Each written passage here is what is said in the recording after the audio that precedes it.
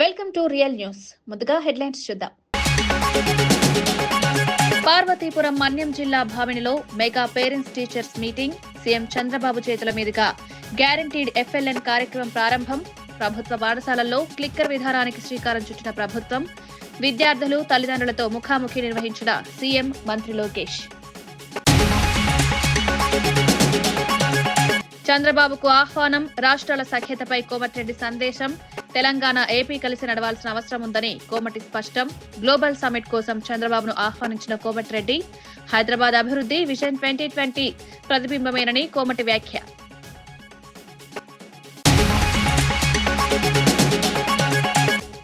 Parakamani case విచారణలో పాక్షికత స్పష్టమని Bhumana fire. CID విచారణ రాజకీయ ఒత్తిడికే సాగుతోందని భూమన ఆరోపణ. టీడీపీ నేతల అబద్దాలకు భూమన ఘాటు సమాధానం. నన్నే టార్గెట్ చేస్తారా? విచారణపై భూమన తీవ్ర ప్రశ్నలు.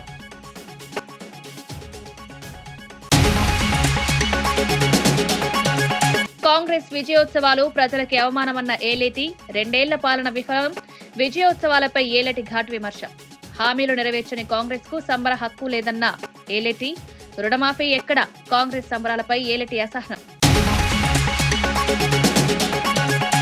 విజయవాడలో శివరాజ్ కుమార్. చంద్రబాబు బయోపిక్ పై ఆసక్తికర వ్యాఖ్యలు. కనకదుర్గమ్మ అమ్మవారిని దర్శించుకున్న శివరాజ్ కుమార్ చంద్రబాబు బయోపిక్ లో నటిస్తారా అంటూ మీడియా ప్రశ్న. భవిష్యత్తులో వచ్చే అవకాశాలను అప్పుడు చూస్తారని వ్యాఖ్య.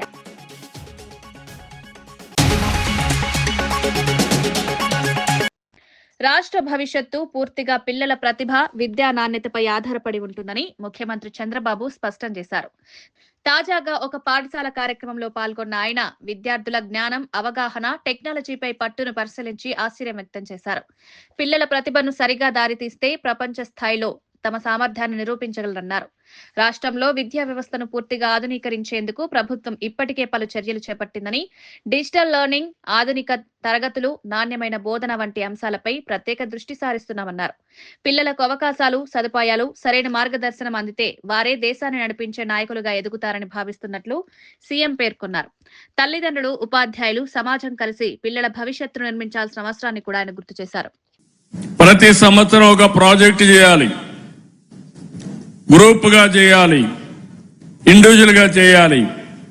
ఆ ఫలితాలుగా వస్తే మీకు రాబోయే రోజుల్లో మీరే పరిశ్రమలు ప్రారంభించే పరిస్థితికి వస్తారు. దానికి మొదటి మెట్టు ఈ సబ్మిట్, ఏదే స్టూడెంట్స్ ఇన్నోవేటర్స్ పార్ట్నర్షిప్ సబ్మిట్. రాష్ట్ర స్థాయిలో నేను పెడతాను, జిల్లా స్థాయిలో మీరు పోటీలు పెట్టండి, స్కూల్లో పెట్టండి. తర్వాత మీరు వాళ్ళని సెలెక్ట్ చేసి నేను పారిశ్రామికవేత్తలందరినీ రమ్మంటాను, వాళ్ళు కూడా వస్తారు. వీళ్ళు చేసినట్టుగా ఉపయోగం ఉంటే దాన్ని అమలు చేయించే బాధ్యత నేను తీసుకుని ఈ పిల్లల భవిష్యత్ ప్రతిభని గుర్తించి రివార్డులు కూడా ఇప్పించే బాధ్యత నాదని డిపార్ట్మెంట్కి చెప్తున్నా. చదువు అనేది స్కూల్లో చదువుకోవడం కాదు, నేర్చుకున్న విద్యని, నాలెడ్జ్ని మళ్లీ ఏ విధంగా సమస్యల పరిష్కారానికి ఉపయోగించాలో అది చిన్నప్పటి నుంచే నేర్పించగలిగితే ఇది సాధ్యం. ఈ కార్యక్రమాన్ని జనవరి 2లో పెట్టమని చెప్పి అడిగాను, పెడతామని చెప్పి ఒప్పుకున్నారు. అది కూడా ఒక ముఖ్యమైన కార్యక్రమం అని చెప్పి కూడా నేను మీకు తెలియజేస్తున్నా. బీసీ రిజర్వేషన్ల సమస్యపై రాష్ట్ర వ్యాప్తంగా చోటు చేసుకుంటున్న ఆత్మహత్యలన్నీ కాంగ్రెస్ ప్రభుత్వ పాలనా వైఫల్యమేనని మాజీ మంత్రి శ్రీనివాస్ గౌడ్ తీవ్రంగా మండిపడ్డారు. రిజర్వేషన్ల పేరుతో బీసీల ఆశలను దారుణంగా మోసం చేసిన ప్రభుత్వం ప్రజల ప్రాణాలతో ఆటలాడుతోందని ఆరోపించారు. విద్య, ఉద్యోగాల్లో హామీలను అమలు చేయకపోవడంతో బీసీ యువతలో తీవ్ర నిరాశ నెలకొంటుందని పేర్కొన్నారు. ఈ ఆత్మహత్యలు వ్యక్తిగత నిర్ణయాలు కాదు, కాంగ్రెస్ ప్రభుత్వం నిర్లక్ష్యం, వైఖరికి నేరుగా ఫలితమన్నారు. రాష్ట్రంలోని అన్ని బీసీ సంఘాలు, మేధావులు, సామాజిక సంస్థలు ఏకమై ప్రభుత్వాన్ని ప్రశ్నించే సమయం వచ్చిందని హెచ్చరించారు. ప్రజా ఒత్తిడి పెరగకపోతే రిజర్వేషన్ల సమస్యను పరిష్కరించే ఉద్దేశం ప్రభుత్వానికి లేదని స్పష్టం చేశారు. బీసీల హక్కుల కోసం ఆయన తాను ఎక్కడైనా ఎప్పుడైనా పోరాడేందుకు సిద్ధమన్నారు. ప్రజా వ్యతిరేక విధానాలపై రాష్ట్ర వ్యాప్తంగా ఉద్యమాలు మరింత ఉధృతం చేస్తామని పిలుపునిచ్చారు. శాఖ లేదు ఇక్కడ. ఈ ప్రభుత్వం అయితే పూర్తిగా తడిగుడ్డ వచ్చి కోసేస్తుంది. అందరి ఐక్యమే కొట్లాడి సాధించుకుందాం తప్ప ఇట్లా మనం ఆత్మహత్యలు చేస్తూ పోతే ఇక మనం కష్టమవుతుంది. మీలాంటి వీరులు ధైర్యంగా ఒక్కసారి రివర్స్ గా ఆలోచన చేయండి. ఏమైనా సాధించవచ్చు, ప్రాణానికి తెగించిన ఏమైనా చేయొచ్చు. కనుక ఈ ప్రభుత్వాన్ని ఎట్లా మనం గడగడలాడించాలి, ఇలాంటి మోసపూరిత ప్రభుత్వాలను ఎట్లా మట్టి కనిపించాలి, పోరాట పంత ఎట్లా ఎన్నుకోవాలి అనే దాని మీద మీరు అందరూ ఆలోచించారు. మేధావులందరూ కూడా ఆలోచించారు. దయచేసి మేము పార్టీల పరంగా మేము ఉన్నాము, మేము కొట్లాడడానికి సిద్ధంగా ఉన్నాం. తెలంగాణ ఉద్యమ తరహా అందరం కలిసి వచ్చే వాళ్ళందరినీ ఐక్యం చేసి ఒక ఏకైక లక్ష్యంతో ముందుకు పోవడానికి మేము అందరం కూడా ప్లాన్ చేస్తా ఉన్నాం. అనునిత్యం మేము కూడా దాని మీదనే ఉన్నాం. దయచేసి చాలా మంది కూడా బయట నుంచి అందరూ కూడా సహకరిస్తున్నారు. మరి ఎవరు సహకరించలేకున్నా మనమైతే కొట్లాడితే ఏదైనా సాధించవచ్చు. కనుక దయచేసి ఆత్మబలిదానం వైపు చూడకండి, పోరాటాలు ఎట్లా చేద్దామనే వైపు చూడండి. అందరు ఐక్యంగా అండి. ఈ ప్రభుత్వాందే బాధ్యత ఇది. అక్కడ ఆదిలాబాద్ లో ఆత్మహత్య చేసుకోవడానికి ప్రభుత్వమే బాధ్యత, నల్గొండలో జరిగినటువంటి సంఘటనకు ప్రభుత్వమే బాధ్యత, ఈ రోజు ఈ ఆత్మహత్య చేసుకోవడానికి కూడా ప్రభుత్వమే బాధ్యత. ఏం జరిగినా ప్రభుత్వాందే బాధ్యత. ఇక ఇక్కడి నుంచే మనం ప్రారంభిద్దాం. దయచేసి ఖచ్చితంగా అందరిని ఐక్యం చేసి ఈ మోసం చేసిన వాళ్ళని మట్టి కరిపిద్దాం. మీరు కూడా ఓట్లు వేసేటప్పుడు ఆలోచన చేయండి. దయచేసి ఎవరికి ఓటేయాలి ఆలోచన చేయండి. మీరు ప్రజలు కరెక్ట్ గా ఆలోచన చేయనందుకు ఇన్ని కష్టాలు వస్తూ ఉన్నాయి. ప్రజలు కూడా ఆలోచన ఎప్పుడైతే చేస్తారో, తమిళనాడు తర ఆలోచన చేస్తారో వీళ్ళందరూ చక్కగా అవుతారు. ఓట్లు వేసేది మనం, కూర్చోబెట్టేది మనం, మళ్ళీ అడుక్కునేది మనం. కనుక వేసేటప్పుడు ఆలోచన చేస్తే ఈ పరిస్థితి ఉండదని చెప్పి తెలియజేస్తున్నాం. ఖచ్చితంగా ఎక్స్గ్రేషియా 50 లక్షలు ఇవ్వడమే కాకుండా పూర్తి బాధ్యత ప్రభుత్వాన్ని. అరకామణి వ్యవహారంలో న్యాయస్థానం ఇచ్చిన ఆదేశాలకు విరుద్ధంగా సిఐడి విచారణ జరిగిందని వైఎస్ఆర్సీపీ నేత, మాజీ టీటీడీ చైర్మన్ భూమన కరుణాకర్ రెడ్డి తీవ్ర ఆగ్రహం వ్యక్తం చేశారు. న్యాయస్థానాలపై, న్యాయమూర్తులపై తనకెప్పుడు గౌరవమే ఉన్నప్పటికీ విచారణలో స్పష్టమైన పాక్షికత కనిపిస్తుందన్నారు. టీడీపీ నేతలు బీఆర్ నాయుడు, పట్టాభి, వర్లరామయ్య ఆధారాలు లేకుండా అవాస్తవాలు పర్యావసనాల్లా మాట్లాడుతున్నారని తీవ్రంగా మండిపడ్డారు. టీటీడీ బోర్డులో ఉన్న ఇతర సభ్యులను విచారణకు పిలవకుండా కేవలం రాజకీయ ఒత్తిడి కారణంగా తనను మాత్రమే లక్ష్యంగా చేసుకున్నారని ఆరోపించారు. విచారణ మొత్తం రికార్డు చేసినప్పటికీ తమ సంతకాలు తీసుకోకపోవడం తీవ్రమైన అనుమానం కలిగిస్తోందన్నారు. సిఐడి అధికారులు ప్రభుత్వ ఒత్తిడికి తలొగ్గి పనిచేస్తున్నారని, చంద్రబాబుకు న్యాయస్థానాలపై గౌరవం లేదని ధ్వజమెత్తారు. తమను నిందితులుగా చూపించేందుకు కుట్ర జరుగుతోందని భూమన ఆరోపించారు.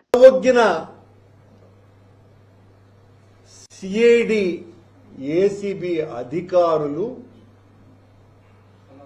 న్యాయస్థానానికే మస్కా కొట్టినారు, టోకరా వేసినారు.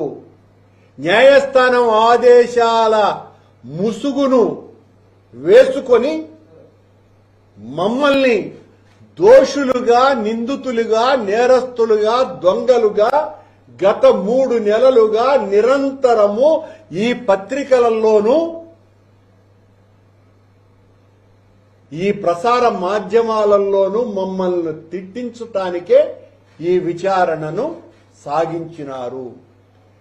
ఈ విచారణ సాగినన్ని రోజులు నిజానికి విచారణ అధికారులు వాళ్ళెవరు కూడా ఎవరిని ఏమి విచారించినాము అన్నది చెప్పరు.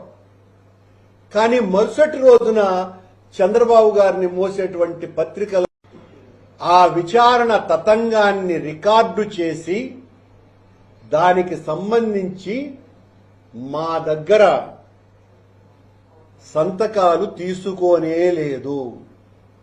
తీసుకోవాల్సినటువంటి అవసరం విచారణ చేసేటువంటి అధికారులకు ఉన్నదా లేదా అని నేను ప్రశ్నిస్తున్నాను. ఒక్కరి దగ్గర కూడా మీరెందుకు సంతకాలు తీసుకోలేదు? న్యాయస్థానం పట్ల ఏమాత్రము గౌరవం లేని చంద్రబాబు గారి రాజకీయం ఇక్కడ కొనసాగుతున్నది కనుక ఆ బరితెగింపు ఈ ప్రభుత్వానికి ఉన్నది కనుక న్యాయస్థానాన్ని తమకు పూర్తిగా వాళ్ళిచ్చినటువంటి ఆదేశాన్ని అనుకూలంగా మలుచుకొని 3 నెలల పాటు మమ్మల్ని దొంగలుగా చిత్రీకరించేటువంటి ప్రయత్నం నిరంతరము చేసినారు. నేనే దొంగ అన్నారు కదా, సాక్ష్యాలన్నీ కూడా వాళ్ళ దగ్గర ఉన్నాయని చెప్పినాయి కదా, మరి వాళ్ళని పిలవాల్సినటువంటి బాధ్యత సిఐడి అధికారులకు ఉన్నదా లేదా? లేకుండా తతంగం ఎలా ముగించినారు మీరు? ఆంధ్రప్రదేశ్ కు తమ ప్రభుత్వానికి ప్రత్యేక స్థానం ఉందని మంత్రి కోమటిరెడ్డి వెంకటరెడ్డి తెలిపారు. తెలంగాణ రైజింగ్ గ్లోబల్ సమ్మిట్ కు ముఖ్యమంత్రి చంద్రబాబు నాయుడిని స్వయంగా ఆహ్వానించిన అనంతరం ఆయన మీడియాతో మాట్లాడారు. గతంలో చంద్రబాబు విజన్ 2020 ప్రకటించినప్పుడు చాలా మందిలాగే తాను ఆశ్చర్యపోయాయని, కానీ ఈ రోజు హైదరాబాద్ అభివృద్ధి ఆ విజన్ కి నిదర్శనగా నిలుస్తోందన్నారు. 2 రాష్ట్రాలు పరస్పర సహకారంతోనే మరింత అభివృద్ధి సాధిస్తాయని, రాజకీయాలు ఎంత ఉన్నా ప్రజల ప్రయోజనాల కోసం కలిసి ముందుకు వెళ్లాల్సిన అవసరం ఉందని స్పష్టం చేశారు. పవన్ కళ్యాణ్ పై తాను ఇటీవల చేసిన వ్యాఖ్యలు అప్పటి పరిస్థితుల కారణంగానే జరిగాయని, ప్రస్తుతం ఎవరిని విమర్శించే ఉద్దేశం లేదని తెలిపారు. గ్లోబల్ సమ్మిట్ తెలంగాణ భవిష్యత్తుకు కీలకమై ప్రాంతీయ అభివృద్ధిలో రెండు రాష్ట్రాలు కలిసి పనిచేయగల అవకాశాలను ఈ వేదిక చూపిస్తుందని కోమటిరెడ్డి పేర్కొన్నారు. నేను సర్పంచ్ ఎలక్షన్లో బిజీగా ఉన్నా, టైం తీసుకొని రావడం జరిగింది. వారిని ఆహ్వానిస్తున్నాం. తప్పక వస్తారని నమ్మకం ఉంది. వారు వస్తారు. వారి సలహాలు కూడా తీసుకుంటారు. తెలుగు రాష్ట్రాలకు ఒకటి పోటీ పడి అభివృద్ధి చేసుకోవాలి మనం. అందుకనే వారి ఆహ్వానించడానికి నేను యాదగిరిగుట్ట ఎమ్మెల్యే కమ్ అసెంబ్లీలో విప్ గారు, అలాగే ఆదిపట్ల ఏరియాలో ఫ్యూచర్ సిటీ కట్టే ఏరియాలో మాజీ మేయర్ నిరంజన్ రెడ్డి గారు ముగ్గురు రావడం జరిగింది. పోలవరంను చంద్రబాబు సర్వనాశనం చేశారని వైఎస్ఆర్సీపీ నేత అంబటి రాంబాబు తీవ్రంగా విమర్శించారు. 41 మీటర్లకే ప్రాజెక్టు నిలిపివేయడం ఏ బాధ్యత లేనిదైనా నిర్ణయమని, కూటమి నేతలు మౌనంగా ఉండడం అర్థం కాకపోతుందని ప్రశ్నించారు. రాష్ట్ర విభజన చట్టం ప్రకారం పోలవరాన్ని కేంద్రం నిర్మించాలని ఉన్నప్పటికీ డబ్బుల మీద దృష్టితో ఆ బాధ్యతను ఏపీకి బదిలీ చేసుకున్నారని ఆరోపించారు. కాఫర్ డ్యాం నిర్మాణం ఉద్దేశపూర్వకంగా వదిలేసి డయాఫ్రమ్ వాల్ పై అవకతవకలు చేసి 1000 కోట్ల నష్టం కలిగించారని అంబటి మండిపడ్డారు. జగన్ హయాంలోనే స్పిల్వే, కాఫర్ డ్యాం పూర్తి అయ్యాయని, 2017-18 ధరల ప్రకారమే నిర్మాణం కొనసాగేందుకు కేంద్రాన్ని ఒప్పించారని తెలిపారు. మొదటి దశకే కావాల్సిన నిధులను ఎన్నికల ముందు అడ్డుకున్నది చంద్రబాబు కుట్రేనని ఆరోపించారు. రెండో దశ 45.72 మీటర్ల ఎత్తు పూర్తి కాకపోతే ఉత్తరాంధ్రకు నీరు అందదని, పోలవరాన్ని బ్యారేజీ స్థాయికి దిగదార్చారని అంబటి రాంబాబు విమర్శించారు. సర్వశక్తులు ఒడ్డి ఈ ప్రాజెక్టుని కేవలం రాష్ట్ర ప్రభుత్వం యొక్క నిధులతోనే నిర్మాణం చేయాలని ధైర్యంగా ప్రారంభించారు. అలాంటి ప్రాజెక్టు కొనసాగుతూనే ఉంది. అమరావతి ఏమో అంతులేని కథ అయింది. ఈ పోలవరం ప్రాజెక్టు ఏమో ముగింపు లేని కథ అవుతా ఉంది. ఈ రెండిటికి ప్రధానమైన కారణం నారా చంద్రబాబు నాయుడు గారి యొక్క అసమర్థత, అనాలోచిత చర్య. కేవలం డబ్బు సంపాదించుకోవటమే ప్రధాన ధ్యేయంగా పెట్టుకొని పోలవరం ప్రాజెక్టును కూడా సర్వనాశనం చేసే కార్యక్రమాలు చేశారు. సరే, 2004 పూర్వం చేసినటువంటి అవినీతులు, అక్రమాలు అవి పక్కన పెడితే 2014-19లో అధికారంలోకి వచ్చిన తర్వాత చంద్రబాబు నాయుడు గారు ఈ ప్రాజెక్టుని ఒక ఏటీఎం లాగా వాడుకున్నారు. డబ్బులు సంపాదించడానికి ఉపయోగపడేటటువంటి ప్రాజెక్టు, తెలుగుదేశానికి ఉపయోగపడేటటువంటి ప్రాజెక్టుగానే పెట్టారు తప్ప తెలుగు ప్రజలకు జీవనాడిగా ఉండేటటువంటి ప్రాజెక్టుగా దీన్ని తీర్చిదిద్దటంలో ఉద్దేశపూర్వకంగా విఫలమయ్యారు. ఎందుకు ఉద్దేశపూర్వకంగా విఫలమయ్యారని చెప్తున్నానంటే, సరే రాజశేఖర రెడ్డి గారు దీన్ని రాష్ట్రం యొక్క నిధులతోనే పూర్తి చేయాలని భావించిన తరువాత రాష్ట్రం విడిపోవలసిన అనివార్యమైన పరిస్థితి వచ్చినప్పుడు కేంద్ర ప్రభుత్వం ఈ ప్రాజెక్టుని మేమే కడతాం, ప్రతి పైసా కూడా మాదే, మేము పూర్తి చేసి రాష్ట్రానికి ఇస్తాం, ఎందుకంటే హైదరాబాద్ లాంటి ఒక మహాపట్టణాన్ని మీరు కోల్పోతున్నారు కాబట్టి, ఆదాయం తగ్గుతుంది కాబట్టి, మీకు నష్టం జరుగుతుంది కాబట్టి అని భావించి మొత్తాన్ని మేమే కడతామన్నారు. అన్ని టోటల్గా కడతామని చెప్పి విభజన చట్టంలో పెట్టారు. దురదృష్టవశాత్తు నారా చంద్రబాబు నాయుడు గారు ముఖ్యమంత్రి అయ్యారు. విభజన తర్వాత ఆంధ్రప్రదేశ్కి కేంద్ర ప్రభుత్వం కట్టవలసినటువంటి ప్రాజెక్టుని నేనే కడతానన్నాడు. ఒప్పించాడు, వారిని బతిమలాడాడు, బామాలాడు. ఎందుకు కట్టవలసి వచ్చింది? కేంద్ర ప్రభుత్వం కట్టవలసినటువంటి ప్రాజెక్టులు రాష్ట్ర ప్రభుత్వంతోనే వారు నిధులు ఇస్తారు, ఈయన కడతాడు. వాళ్ళు నిధులు ఇస్తారు, ఈయన బిల్లులు చేసుకుంటాడు. ఆయన నిధులు ఇస్తాడు, ఈయన కాంట్రాక్టులు పెట్టుకుంటాడు. కేవలం డబ్బులు సంపాదించాలి అనేటువంటి ఉద్దేశంతో, ఏటీఎంగా పోలవరం ప్రాజెక్టును ఉపయోగించుకోవాలనే ఉద్దేశంతో మాత్రమే నారా చంద్రబాబు నాయుడు గారు కేంద్ర ప్రభుత్వం కట్టవలసినటువంటి ప్రాజెక్టును రాష్ట్ర ప్రభుత్వానికి బదలాయించుకున్నాడు. అక్కడి నుంచి ఎన్ని ఘోరమైన తప్పిదాలు చేశాడో నేను మీకు ప్రత్యేకంగా చెప్పవలసిన అవసరం లేదు.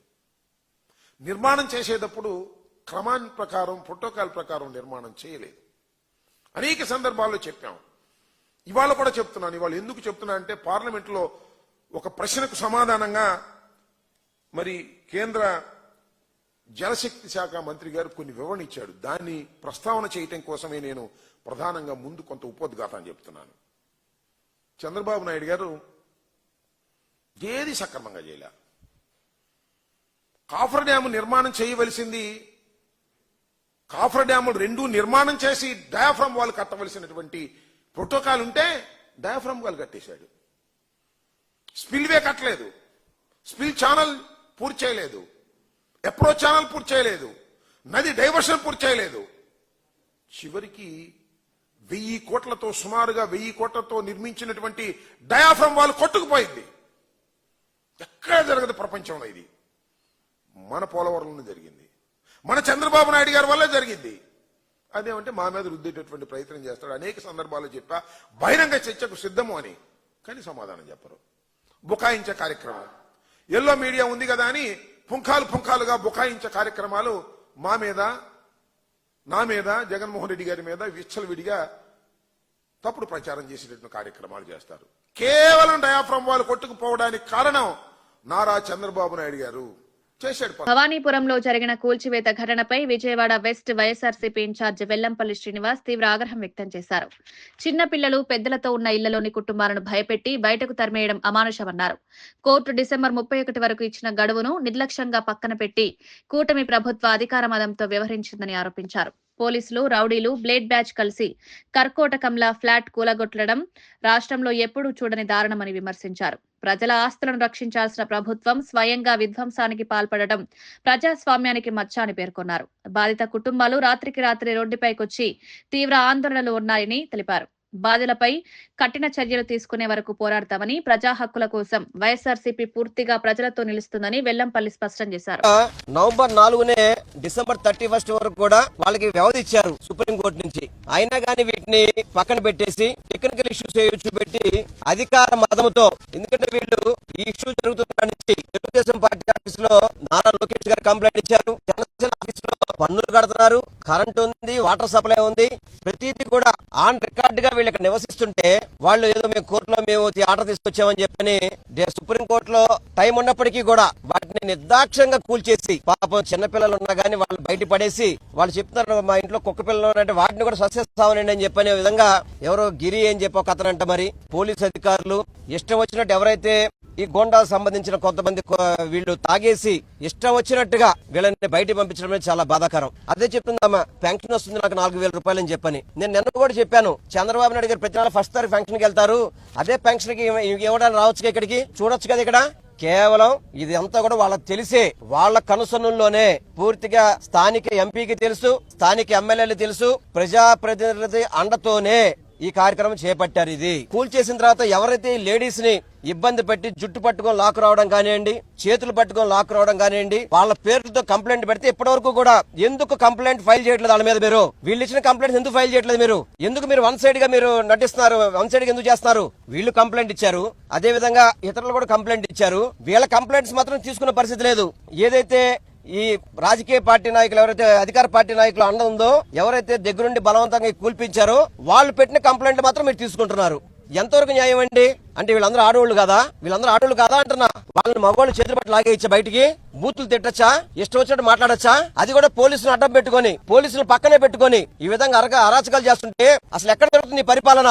మీరు చెప్తున్న 3 లక్షల ఇల్లు గృహప్రవేశం చేశాం, 4 లక్షల ఇల్లు గృహప్రవేశం చేశాం మీరు చెప్తున్నారు. అవన్నీ కూడా జగన్మోహన్ రెడ్డి గారు కట్టిన ఇప్పుడు మీరు గృహప్రవేశం చేస్తున్నారు. మీరు మీ జన్మలో ఒక ఇల్లు ఎప్పుడు కట్టించారా? ఇల్లు కోల్చడం తప్ప మీకు కట్టే చరిత్ర మీకు ఎక్కడ ఉంది? కూటమి ప్రభుత్వం ఇల్లు కోల్చడం తప్ప కట్టే చరిత్ర లేదు. దయచేసి చంద్రబాబు నాయుడు గారు గానీ, నారా లోకేష్ గానీ, పవన్ కళ్యాణ్ గానీ మీరు స్పందించండి. దీని మీద ఎవరైతే మీ నాయకులు ఉన్నారో వాళ్ళ మీద యాక్షన్ తీసుకోండి. వీళ్ళకి తగిన న్యాయం చేయాల్సింది. మీరు చేయకపోతే తప్పకుండా వీళ్ళతో పాటు వైఎస్ఆర్ కాంగ్రెస్ పార్టీ నాయకులు, మాజీ ముఖ్యమంత్రి జగన్మోహన్ రెడ్డి గారు కూడా ఈ రోజు మాట్లాడారు ఈ విషయంలో. తప్పకుండా వాళ్ళకి న్యాయం జరిగే వరకు మన అందరం కూడా తోడుగుండామని కూడా చెప్పమని చెప్పారు. వీళ్ళని జగన్మోహన్ రెడ్డి గారి దగ్గర కూడా తీసుకువెళ్తా నేను. తప్పకుండా వీళ్ళకి న్యాయం చేయడానికి జగన్మోహన్ రెడ్డి గారు ఏ విధంగా చేయాలో ఆ విధంగా చేస్తారు తప్పకుండా. ఆయన కూడా ఒకటే చెప్పారు, వీళ్ళ తరపున మీరు పోరాటం చేయండి, ఎటువంటి సహకారం కావాలో మనం అందిస్తాం, తప్పకుండా వీళ్ళకి న్యాయం జరగాలని చెప్పి జగన్మోహన్ రెడ్డి గారు కూడా చెప్పారు. ఈ రోజు కనీసం స్థానిక ఎంపీలు గానీ, కేసీఆర్ చిన్ని గారు ఆయనకి ఆటలాడుకోవడానికి ఏదో ఉత్సవాలను చేయడానికి టైం ఉంటుంది కానీ ఇటువంటి కార్యక్రమాల దగ్గర రావడానికి మాత్రం టైం ఉండదు ఆయనకి. విజయవాడలో ఇటీవల జరిగిన ఇళ్ల కూల్చివేతపై మేయర్ రాయన భాగ్యలక్ష్మి తీవ్ర ఆగ్రహం వ్యక్తం చేశారు. ప్రజలు బ్యాంకు లోన్లు తీసుకుని రిజిస్ట్రేషన్లు జరిగి కార్పొరేషన్ బిల్లులు చెల్లించి పూర్తి స్థాయి చట్టపరమైన హక్కులు కలిగి ఉన్నప్పటికీ ప్రభుత్వం ఒక్కసారిగా బుల్డోజర్లు పంపించడం అతి దారుణమని పేర్కొన్నారు. ఇలాంటి అరాచక పాలన ఎప్పుడూ చూడలేదని మేయర్ వ్యాఖ్యానించారు. ప్రజలను రోడ్డు మీదకు నెట్టే విధంగా ప్రభుత్వం వ్యవహరిస్తోందని, ముందస్తు నోటీసులు ఇవ్వకుండా కూల్చివేయడం ప్రజాస్వామ్యానికి మచ్చ అని అన్నారు. బాధితులతో కలిసి నిలబడి వారి సమస్యలను రాష్ట్ర, జాతీయ స్థాయిలో ప్రదర్శించేందుకు కట్టుబడి ఉన్నానని స్పష్టం చేశారు. ప్రభుత్వంలోని అస్పష్టత, తొందరపాటు నిర్ణయాలు ప్రజల్లో తీవ్ర ఆందోళనకు దారితీస్తున్నాయని భాగ్యలక్ష్మి విమర్శించారు. ఈ చర్యల వెనుక ఉన్న బాధ్యులను ప్రజలు తప్పక ప్రశ్నిస్తారని ఆమె నమ్మకం వ్యక్తం చేశారు. ఇల్లులు కట్టుకుంటే ఒక్క నిమిషంలోనూ వచ్చి బుల్డోజర్ తోటి కొట్టి మీరు ఇల్లుల్ని కూలదోసినారే, రేపొద్దున వాళ్ళు బ్యాంకు లోన్లు ఎలా కడతారు? బ్యాంకులు ఊరుకుంటాయా? ఆ లోన్లు క్లియర్ చేయకపోతే వాళ్ళు ఊరుకుంటారా? ఈ రకమైన పరిస్థితులను, ఇంత దారుణమైన పరిస్థితులు ఇక్కడ ఉంటూ లోకల్ నాయకులు ఏం చేస్తున్నారు? లోకల్ ఎమ్మెల్యే గారు ఏం చేస్తున్నారు? ఎంపీ గారు ఏం చేస్తున్నారు? ఇన్ని రకాలుగా వాళ్ళు ఎక్కే గడప దిగే గడప ప్రతి ఒక్క నాయకుడి దగ్గరికి, ముఖ్యమంత్రి దగ్గర నుంచి, లోకేష్ గారి దగ్గర నుంచి, పవన్ కళ్యాణ్ గారి దగ్గర నుంచి అలా ఎక్కన గడపంటూ లేదు, ఎక్కన చెప్పని అధికారులు లేరు. కానీ ఒక్కరు వచ్చి ఏందమ్మా మీ బాధ అని అడిగినోళ్ళు లేరు. ఈ రోజు వాళ్ళు ఎవరైతే వీళ్ళు కమ్మినారో కనీసం వాళ్ళని కూడా ప్రశ్నించే ఇది లేదు. ఎంత దారుణంగా ఉంది. అమ్మినోళ్ళు బానే ఉన్నారు, ఈ రోజు మేము కోర్టులో గెలుచుకున్నాము అన్నోళ్ళు బానే ఉన్నారు. మరి వీళ్ళ పరిస్థితి ఏంటి? వీళ్ళకి ఎవరు న్యాయం చేస్తారు? ఇంత అన్యాయం చేస్తున్నారా?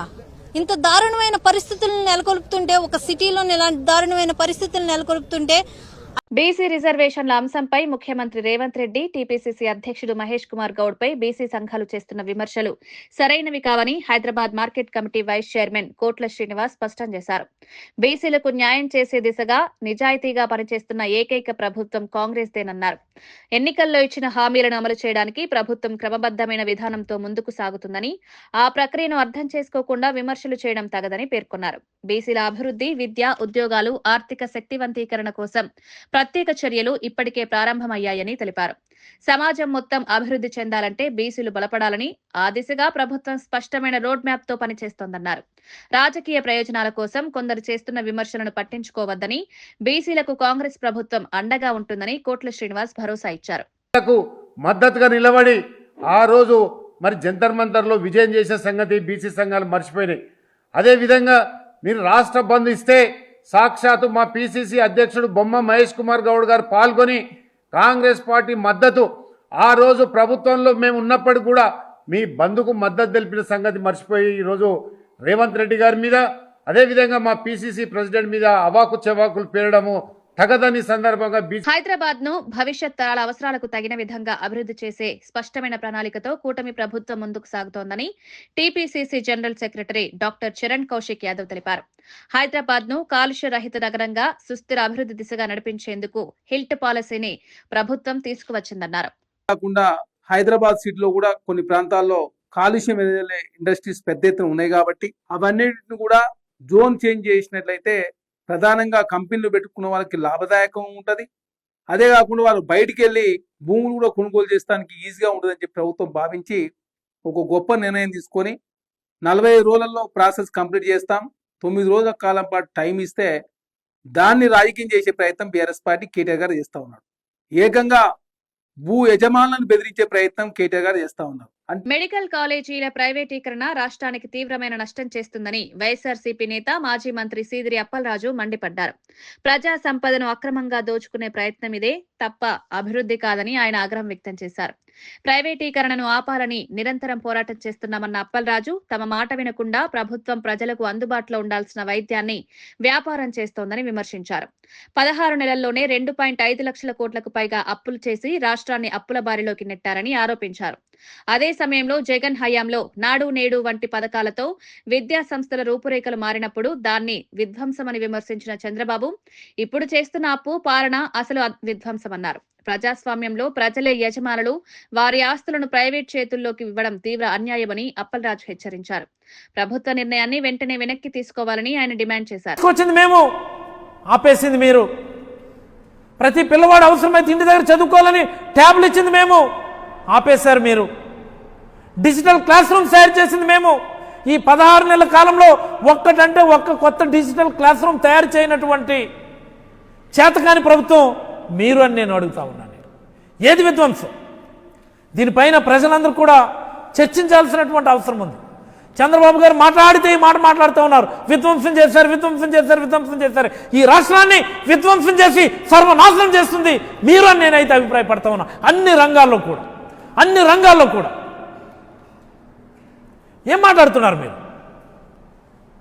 అప్పు పుట్టడం లేదని మీరే మాట్లాడుతున్నారు, ఖజానా ఖాళీ అని మీరే మాట్లాడుతున్నారు, విధ్వంసం చేశారని మీరే మాట్లాడుతున్నారు, విచ్చలవిడిగా విశృంఖలంగా అప్పులు చేసి ఈ రాష్ట్రాన్ని అంధకారంలోకి నెడుతున్నారు మీరే. ఏది విధ్వంసం? ఇది విధ్వంసం చేస్తూ విధ్వంసం గురించి మీరు మాట్లాడుతూ ఉన్నారు. ఏమన్నది ఇంక ఈ రాష్ట్రంలో? టోటల్ ఇప్పటికే మొత్తం అమ్మేశారు. అసలు భూములు మిగిల్చారా? 99 పైసలకి ఎకరా, 100 రూపాయలకి ఎకరా, ఫ్రీకి 100కి, మీకు నచ్చితే ఫ్రీ. తెలంగాణలో 2 ఏళ్ల పాలన పూర్తి చేసుకున్న సందర్భంగా కాంగ్రెస్ ప్రభుత్వం విజయోత్సవాలు నిర్వహించడం ప్రజలను అవమానపరచడమేనని నిర్మల్ ఎమ్మెల్యే బీజేపీ శాసనసభాపక్ష నేత ఏలేటి మహేశ్వర్ రెడ్డి తీవ్రస్థాయిలో విమర్శించారు. ఎన్నికల సమయంలో ఇచ్చిన హామీల్లో ఏ ఒక్కదాన్ని కూడా పూర్తిగా అమలు చేయకుండా ప్రజలను మోసం చేసి ఇప్పుడు విజయోత్సవాలు చేసుకోవడం దురాశగా, దగా రాజకీయాల స్పష్టమైన నిదర్శనమన్నారు. రైతు రుణమాఫీ, బీసీ రిజర్వేషన్లు, ఇళ్ల పట్టాలు, ప్రగతి భవన్ రద్దు వంటి కీలక హామీలను కేవలం ఓట్లు దోచుకునేందుకే ఉపయోగించారని, అధికారంలోకి వచ్చాక వెంటనే మాట మార్చారని మండిపడ్డారు. నిరుద్యోగులకు న్యాయం చేయకపోవడం, ప్రభుత్వ ఉద్యోగ నియామకాలు నిలిచిపోయిన పరిస్థితి, ధరలు పెరుగుతుండటంతో ప్రజలు ఇబ్బందులు పడుతున్నా ప్రభుత్వం కేవలం ప్రచార కార్యక్రమాలకే ప్రాధాన్యమిస్తుందని విమర్శించారు. ప్రజల సమస్యలు పరిష్కరించని ప్రభుత్వానికి విజయోత్సవాలు చేసుకునే నైతిక హక్కు లేదని మహేశ్వర్ రెడ్డి స్పష్టం చేశారు.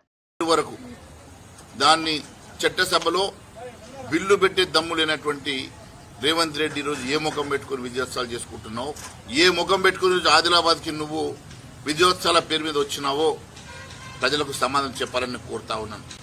గత 2 ఏళ్ల పాలనలో ఏమీ సాధించినటువంటి రేవంత్ రెడ్డి గారు పూర్తిగా అవినీతిలో కూరుకుపోయి కుంభకోణాల్లో, అవినీతిలో, పర్సంటేజీల పాలనలో, ఆర్ ట్యాక్సులు, ఆర్ఆర్ ట్యాక్సులు, బి ట్యాక్సులు, యూ ట్యాక్సులు, రకరకాల ట్యాక్సులతోటి తెలంగాణ రాష్ట్ర ప్రజలను వంచన చేస్తున్నటువంటి ఈ ప్రభుత్వం ఈరోజు విజయోత్సవాలని చెప్పి చెప్పుకోవడం సిగ్గుచేటని చెప్పి నేను తెలియజేస్తా ఉన్నా. కన్నడ నటుడు శివరాజ్ కుమార్ రాష్ట్ర పర్యటనలో భాగంగా విజయవాడ కనకదుర్గమ్మ ఆలయాన్ని దర్శించారు. ఆలయ అధికారులు సంప్రదాయ పూర్ణ కుంభంతో స్వాగతం పలికి ప్రత్యేక దర్శన ఏర్పాట్లు చేశారు. దర్శనానంతరం పండితులు ఆశీర్వచనం చేసి అమ్మవారి ప్రసాదాలు, చిత్రపటం అందజేశారు. అనంతరం మీడియాతో మాట్లాడిన శివరాజ్ కుమార్ ప్రత్యేక వ్యాఖ్యలు చేశారు. అవకాశం దొరికితే ఆంధ్రప్రదేశ్ ముఖ్యమంత్రి చంద్రబాబు నాయుడు బయోపిక్ లో నటించేందుకు సిద్ధంగా ఉన్నారని వెల్లడించారు. అలాంటి శక్తివంతమైన పాత్రను పోషించడం గౌరవంగా భావిస్తానన్నారు. ప్రస్తుతం విప్లవ నేత గుమ్మడి నర్సయ్య బయోపిక్ లో కీలక పాత్రలో నటిస్తున్నట్లు తెలిపారు. రామ్ చరణ్ నటిస్తున్న పెద్ది చిత్రంలో కూడా తాను మంచి పాత్రలో కనిపించనున్నానని వెల్లడించారు. తెలుగు ప్రేక్షకుల ప్రేమ ఎప్పుడూ ప్రత్యేకమని, ప్రతి సందర్శన తనకు ఆధ్యాత్మిక ఆనందమిస్తుందని శివరాజ్ కుమార్ అభిప్రాయపడ్డారు. అలాగే రాజకీయంలో కానీ ప్రజా సమస్యలు ఆయన బయోపిక్ లో అయినా నటించే అవకాశం ఉందా? మంచి డైరెక్టర్ వచ్చి మీకు అది చెప్పారు. ఇప్పుడు ఫస్ట్ టైం ఇప్పుడు చేస్తున్నానండి, చూస్తామండి. తర్వాత అప్పుడు వస్తే ఫెంటాస్టిక్ అండి, నో డౌట్ అబౌట్ ఇట్. ఇక్కడ కాదండి, ఇండియాలో మొట్ట కాదండి, ఈవెన్ అబ్రాడ్లో చాలామంది ఉన్నారు, చాలామంది గుర్తుపెడతారు అండ్ దే రెస్పెక్టర్స్. అండ్ మంచి ఫుడ్ ఇక్కడ, very good food. I love Andhra food. I think good response వస్తుంది అని ఒక నమ్మకం ఉందండి, చూస్తామండి.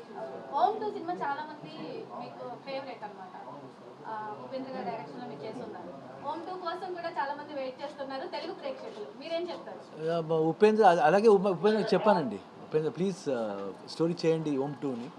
వస్తుంది ఓం 2. దేశంలో ఎంతమంది ప్రజాప్రతినిధులు, పాలకులందరూ ఓన్లీ ఫర్ గుమ్మడి నర్సయ్య గారినే ఎందుకు ఎంచుకున్నారు? డైరెక్టర్ గారు మీకు ఏ విధంగా స్టోరీ నేరేషన్ చేశారు? సింపుల్ అండి, సింపుల్ అండ్ సింప్లిసిటీ. వాడికి సింపుల్గా ఉన్నారు, సింప్లిసిటీ ఉంది.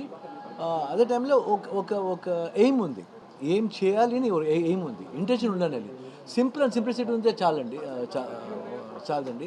ఇప్పుడు అది ఒక ఎయిమ్ ఉండాలి, ఎందుకాగి ఎలాగున్నాలి. సో ఒక ఎయిమ్ ఉంది ఈ సబ్జెక్ట్లో.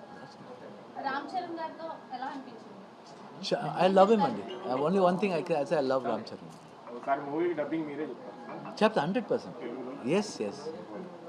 వార్తలు ముగించే ముందు ముఖ్యాంశాలు మరోసారి. పార్వతీపురం మన్యం జిల్లా భావినిలో mega parents teachers meeting. CM Chandrababu చేతుల మీదుగా గ్యారంటీడ్ ఎఫ్ఎల్ఎన్ కార్యక్రమం ప్రారంభం. ప్రభుత్వ పాఠశాలల్లో క్లిక్కర్ విధానానికి శ్రీకారం చుట్టిన ప్రభుత్వం. విద్యార్థులు తల్లిదండ్రులతో ముఖాముఖి నిర్వహించిన సీఎం, మంత్రి లోకేష్. చంద్రబాబుకు ఆహ్వానం. రాష్ట్రాల సఖ్యతపై కోమటిరెడ్డి సందేశం. తెలంగాణ, ఏపీ కలిసి నడవాల్సిన అవసరం ఉందని కోమటి స్పష్టం. గ్లోబల్ సమ్మిట్ కోసం చంద్రబాబును ఆహ్వానించిన కోమటిరెడ్డి. హైదరాబాద్ అభివృద్ధి విజన్ 2020 ప్రతిబింబమేనని కోమటి వ్యాఖ్య.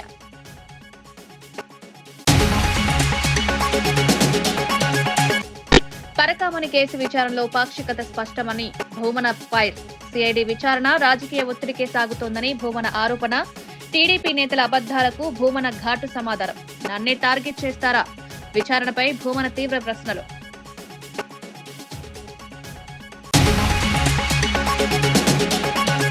కాంగ్రెస్ విజయోత్సవాలు ప్రజలకి అవమానమన్న ఏలేటి. 2 ఏళ్ల పాలన విఫలం. విజయోత్సవాలపై ఏలేటి ఘాటు విమర్శ.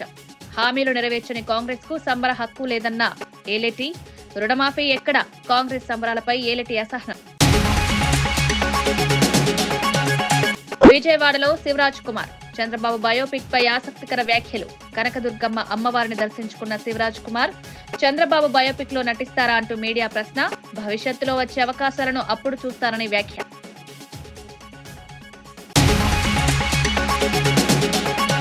ఇవి ఈనాటి వార్తా విశేషాలు. మరో బులెటిన్లో మళ్ళీ కలుద్దాం.